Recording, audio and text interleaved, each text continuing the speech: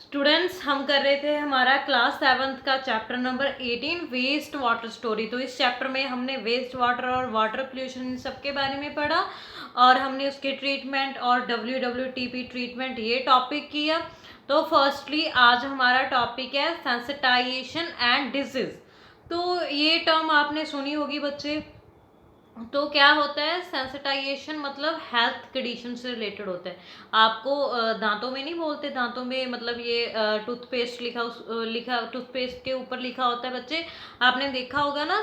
तो वो मतलब ये हेल्थ से रिलेटेड होता है, कैसी हमारी हेल्थ कंडीशन है। Sensitization refer to the health condition of people related to the disposal of sewerage, human excrete and provisions of clean drinking water. तो ठीक है। तो नेक्स्ट है poor sensitization and polluted drinking water can lead to many disease. तो जब अगर हम sensitisation को मेंटेन नहीं रखते, प्रॉपर क्लीनिंग नहीं करते हैं, प्रॉपर सफाई को मेंटेन नहीं रखते हैं, तो क्या होता है बच्चे, तो हमारी जो हेल्थ है वो ख़राब हो सकती है। वाटर की वजह से हमें बहुत सारी डिजीज हो सकते हैं। तो नेक्स्ट देखो, hence sensitization system aims to provide. Sensitization system का मेनली एम क्या है, हमारे एनवायरनमेंट को क्लीन रखना, that we can stay away from disease. तो जिसकी वजह से हम जो डिजीज होते हैं उनसे दूर रहें। ठीक है, हमें कोई भी मतलब बैड फैक्ट ना हो जो डिजीज होते हैं, ठीक है, कोई भी बीमारी ना हो। तो improper sensitization can give rise to different disease. अगर हम प्रॉपर सफाई मेंटेन नहीं कर सकते हैं, ठीक है, आधी सफाई करते हैं, ठीक है, इसकी वजह से क्या हो जाती है, बहुत सारी डिजीज हो सकती हैं हमें।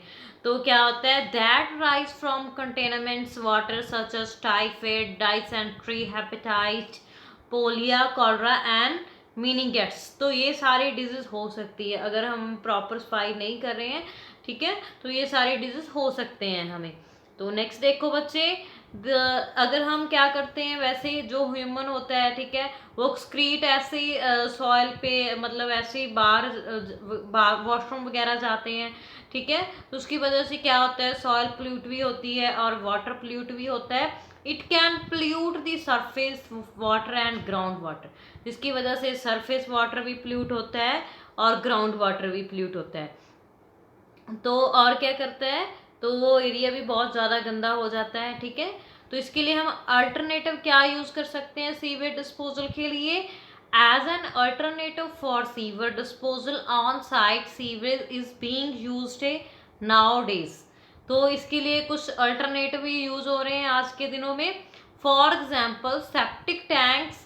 तो सेप्टिक टैंक्स यूज़ हो रहे हैं, कंपोजिट पिट टॉयलेट्स हैं, केमिकल टॉयलेट्स बनाए जा रहे हैं। और क्या हो रहा है, on site sewerage treatment use natural procedures to treat that dispose. इसके लिए नेचुरली इनको डिस्पोज करने के लिए कुछ चीज़ें मैनेज की जा रही है, वेस्ट वाटर और सीवरेज का जो वाटर होता है। तो इसके लिए क्या किया जा रहा है, this system is suitable in places where there is no central waste water collection system. तो ये वहाँ पे होता है जहाँ पे मतलब वेस्ट वाटर कलेक्शन का मतलब कुछ भी मतलब नहीं होता है प्लेस। तो फर्स्टली सेप्टिक टैंक्स यूज़ किए जाते हैं। सेप्टिक टैंक्स क्या होते हैं, septic tank is often installed under the ground in the house और building such as hospitals. It allow decomposition of sewerage from home through the action of anaerobic bacteria. तो ये क्या होता है, तो ये मतलब जो मतलब वहाँ पे खड़े किए जाते हैं अंडर दी ग्राउंड हाउसेज और बिल्डिंग पे, ठीक है, यहाँ पे सीवरेज वगैरह नहीं होता है, वहाँ पे एनारोबिक बैक्टीरिया एक प्रोसेस है, उनको वैनिश किया जाता है जो होता है हमारा वेस्ट, ठीक है। तो नेक्स्ट है केमिकल टॉयलेट्स। तो केमिकल टॉयलेट्स कैसे होते हैं, तो केमिकल टॉयलेट्स क्या होता है, उसको मतलब केमिकली ट्रीट किया जाता है ह्यूमन वेस्टेज को, और उसके मतलब उसको केमिकली ट्रीट करके ह्यूमन वेस्टेज को मतलब अलग किया जाता है, ठीक है। अभी उसे मतलब ज़्यादा हमारे एनवायरनमेंट पे इफेक्ट नहीं पड़ता है इसका। नेक्स्ट है कंपोस्टिंग टॉयलेट्स। तो इसका क्या मतलब है, composting toilet treat human waste with biological processes. तो उसके बाद टॉयलेट्स को क्या करते हैं, बायोलॉजिकली प्रोसेस से उनको वैनिश किया जाता है, ठीक है। Aerobic bacteria are present in storage tank. तो रॉबिक बैक्टीरिया होते हैं जो हमारे स्टोरेज टैंक में होते हैं that act upon the waste and turn it into composite. तो क्या करते हैं, वो वेस्ट उसको टर्न कर देते हैं कंपोजिट में। तो many organisation have also installed on site hygiene waste disposal technology in which human excrete directly flows into a biogas plant and is then used as a energy resources। तो उसको मतलब hygiene maintain करके proper उसको मतलब deal किया जाता है biogas plant में, उसके बाद उसको चेंज किया जाता है हमारी यूजफुल एनर्जी में। तो नेक्स्ट है सेंसिटाइजेशन एट पब्लिक प्लेसेस। तो ये इंपॉर्टेंट और मेन है। तो इसके बेस पे आप क्वेश्चन भी आता है, there are numerous places in our country which are very busy such as airport जो होते हैं और रेलवे स्टेशन बस, ठीक है। तो यहाँ पे मतलब बहुत सारा लोग होते हैं, कट होता है लोगों का। तो many times large gathering such as fairs and festivals are also organised where a large number of people visit. तो वहाँ पे क्या करते हैं, बहुत सारे लोग विजिट करते हैं डेली, ठीक है, गैदरिंग होती रहती है, ठीक है। तो जिसकी वजह से क्या होता है, this result in the generation of large amount of waste and if the waste is not treated properly it can lead to survival disease and even an epidemic. तो एपिडेमिक मतलब बहुत ज़्यादा खराब होता है, मतलब जैसे मतलब डेंजरस होता है, ठीक है। तो क्या होता है यहाँ पे लार्ज अमाउंट ऑफ वेस्ट होती है, ठीक है, जिसको प्रॉपरली ट्रीट नहीं किया जाता, जिसकी वजह से बहुत सारी जो बैड डिजीज हैं वो प्रोड्यूस हो जाती हैं, ठीक है। तो नेक्स्ट देखो, hence we could all become aware and contribute to maintaining sensitization not only in our homes but also at public places। तो इसके लिए हमें क्या करना है, इसके लिए हमें ये ध्यान नहीं देना कि हम सिर्फ अपने घर ही क्लीन करने, हमारे आसपास गली, आपका स्कूल वगैरह में भी आपने क्लीनिंग का प्रॉपर ख्याल रखना है। वैसे नहीं आपने खा पी के पैकेट्स वगैरह फेंकने। If we adopt certain practices at public places we can help in maintaining their sensitization for instance। तो इसके लिए हम कुछ रूल बना सकते हैं, ठीक है। तो और क्या कर सकते हैं, we should not through garbage in public places and always use dustbin. वहाँ पे ऑलवेज डस्टबिन यूज होने चाहिए, ठीक है।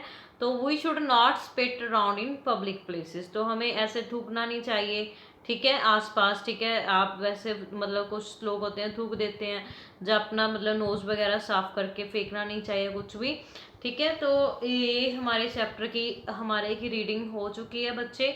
अगर आपको कुछ भी डाउट हो तो आप मुझसे पूछ सकते हो। तो हम एनसीईआरटी क्वेश्चन भी करेंगे इस चैप्टर के। तो ये वाले फिलहाल हमारे एनसीईआरटी क्वेश्चंस हैं। तो हम एमसीक्यू क्वेश्चन जो आपको पेपर में डालते हैं अभी फिलहाल वो भी हम करेंगे। तो इसके ऊपर मैं नेक्स्ट वीडियो बनाऊंगी। तो बच्चे फिलहाल हम करते हैं इस चैप्टर के एनसीईआरटी आपके फिल इन द ब्लैंक्स। तो फिल इन द ब्लैंक्स में देखो फर्स्टली, तो first fill in the blanks है हमारी cleaning of water is a process of removing. तो क्लीनिंग ऑफ वाटर क्या होती है, क्या प्रोसेस होती है, उसमें किसको रिमूव किया जाता है, प्लूटेंट्स को, ठीक है। तो ये फर्स्ट इसका आंसर हो गया। तो सेकंड देखो बच्चे, waste water leased by house is called. Waste water होता है वो हाउस में से रिलीज होता है, उसको क्या बोलते हैं, सीवेज बोलते हैं, ठीक है। Dried is used as a manure. Dried को किसके लिए यूज किया जाता है, स्लज बोलते हैं। मैंने आपको सॉलिड स्लज पढ़ाया था इस चैप्टर में बच्चे। Drains get blocked by dash and dash. तो ड्रेन्स जो होते हैं वो कैसे मतलब ब्लॉक हो जाते हैं, केमिकली और किचन वेस्टेज से, ठीक है। तो ये इसका आंसर है। तो नेक्स्ट हमारा लास्ट मतलब नेक्स्ट क्वेश्चन है, व्हाट इज सीवेज। ये मेन क्वेश्चन है, आपको पक्का आता है पेपर में। तो सीवेज क्या होते हैं और ये हार्मफुल क्यों होते हैं, इसको एसिड मतलब रिवर्स वगैरह में डिस्चार्ज क्यों नहीं करना चाहिए, ठीक है। तो फर्स्टली सीवेज क्या होते हैं, sewage is a liquid containing wastage which disposed by households, industrial and agriculture activities in water.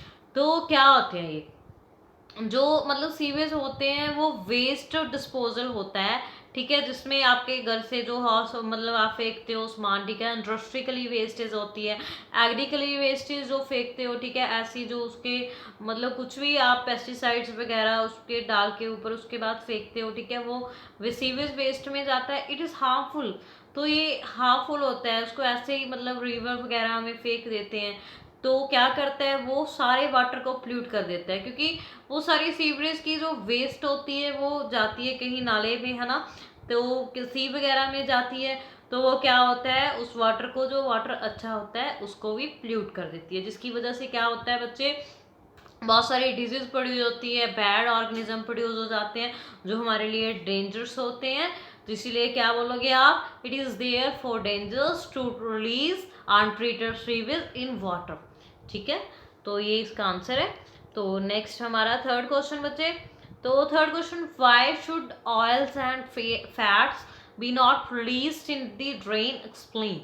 तो जो ऑयल्स होते हैं, फैट होते हैं, उसको ऐसी जो हमारी पैप होती है उसमें ड्रेन नहीं करना चाहिए।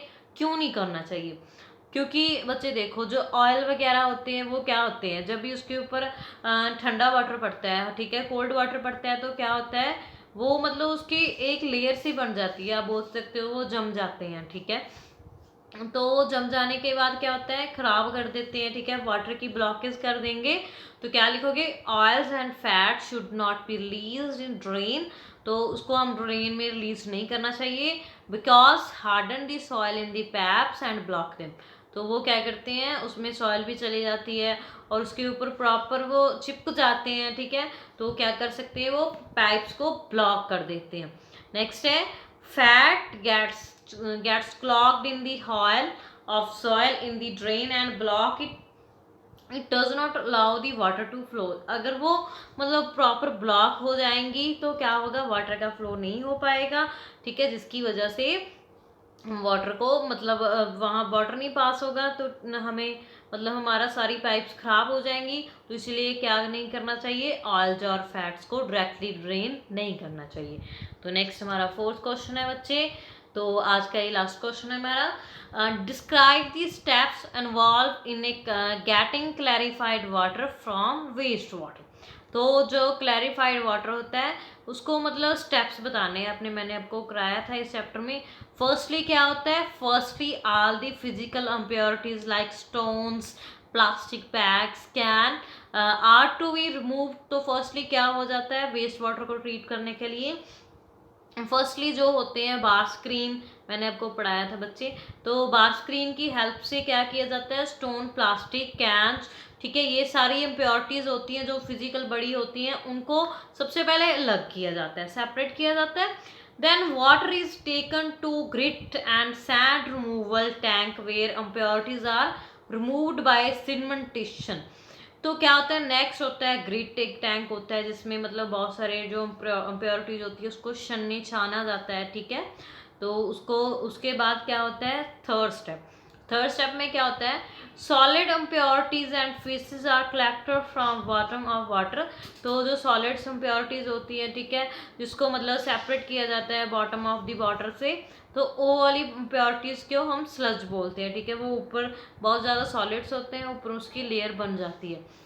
नेक्स्ट है हमारा clarified water is cleaned of a other impurities by aerator. उसके बाद एक एरिडेटर होता है, उसको घुमा के मतलब जो होती है वो इम्प्योरिटीज को रिमूव कर देता है।